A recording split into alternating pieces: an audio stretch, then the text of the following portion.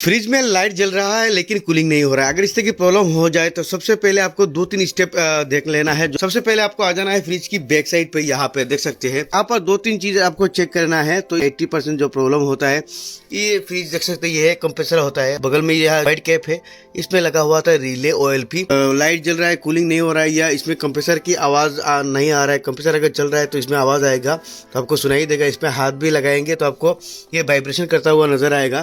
तो अगर इस तरह की प्रॉब्लम हो जाए, वाइब्रेशन भी नहीं कर रहा है, कंप्रेसर साउंड भी नहीं आ रहा है, अंदर लाइट जल रहा है, तो सबसे पहले आपको यहाँ पर रिले OLP को चेक करना है। पर देख सकते हैं ये जो ड्रेन वाटर टैंक है, इसको हम सबसे पहले यहाँ से निकाल लेंगे, थोड़ा आसान हो यहाँ पर। तो यहाँ पर देख सकते हैं हमने मेन लीड जो है इसको निकाल दिया है। तो आपको मेन लीड को निकालना है और उसके बाद ये स्केप को खोलना है। पर ये जो स्क्रू है देख सकते हैं, ये स्क्रू हम निकाल लेंगे। और वीडियो को शेयर करके अपने प्रोफाइल में रख लीजिएगा, ताकि आपको भी इस तरह की प्रॉब्लम हो जाए तो आप आसानी से कर सकते हैं। तो इसी प्रॉब्लम के लिए आप मैकेनिक बुलाएंगे तो 15 से 2000 तक आपका खर्चा आ जाएगा। तो यहाँ पर देख सकते हैं इसमें रिले OLP लगा हुआ है, तो इनको हम पहले निकालेंगे। तो यहाँ पे पहले आपका रिले निकलेगा, उसके बाद इस तरह से निकालेंगे तो आपका रिले OLP जो है बाहर आ जाएगा। तो इस तरह की प्रॉब्लम हो जाए तो ज़्यादातर प्रॉब्लम इन दोनों में आता है। ज़्यादातर हमारा ये OLP ख़राब होने का चांस होता है। ये OLP एक तरह से आपका फ्यूज़ का काम करता है, और दूसरा होता है ये रिले। कैसे पता चलेगा रिले ख़राब है या नहीं? तो रिले में अगर इस तरह से मारेंगे तो इसमें सुन सकते इस तरह से साउंड आएगा, क्योंकि इसके अंदर एक पत्थर रहता है। जब ये पत्थर टूट जाता है तो इसमें इस तरह की साउंड आता है। और इसके अलावा आप कंटिन्यूटी से भी चेक कर सकते हैं। तो यहाँ पर हमने दोनों लीड को अगर आप आपस में करेंगे तो इसमें पॉइंट भी आएगा और बीप भी आएगा। और यहाँ पे लगाएंगे तो देख सकते हैं कि इसमें कोई भी पॉइंट नहीं आएगा। देख सकते हैं कोई भी पॉइंट या बीप नहीं आ रहा है। और यहाँ पे नया अगर रिले चेक करेंगे तो यहाँ पर हमारे पास ये नया रिले है। अगर इन दोनों पॉइंट में हम, यहाँ पे 2 होल है देख सकते हैं, इस होल के अंदर हम लीड लगाएंगे तो इसमें देख सकते हैं हमारा कंटिन्यूटी बताएगा। तो मीटर में देख सकते हैं बीप भी आ रहा है, कंटिन्यूटी बता रहा है। तो ये जो रिले है हमारा ख़राब हो चुका है।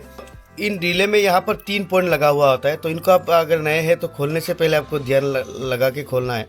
तो यहाँ पर 2 साइड में 2 पॉइंट और एक साइड में 1 पॉइंट।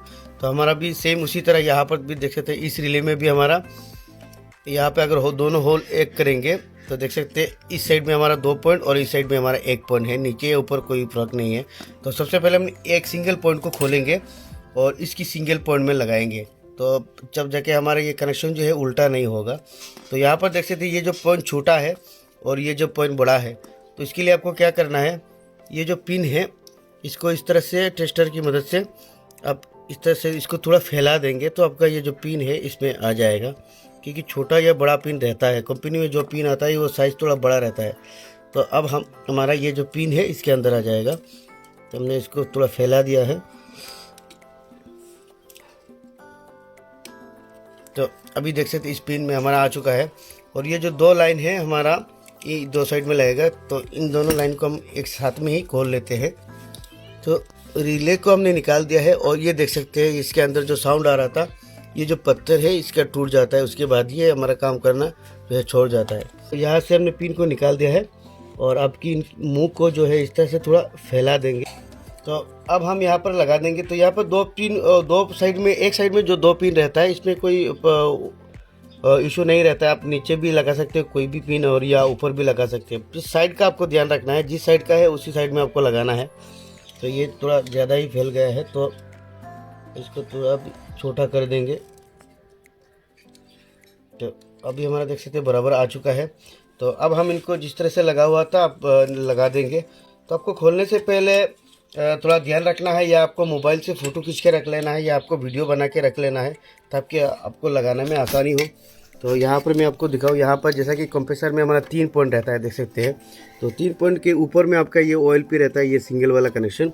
तो यहाँ पर हम OLP को इस तरह से उल्टा करके इसकी पिन में लगा देंगे देख सकते हैं।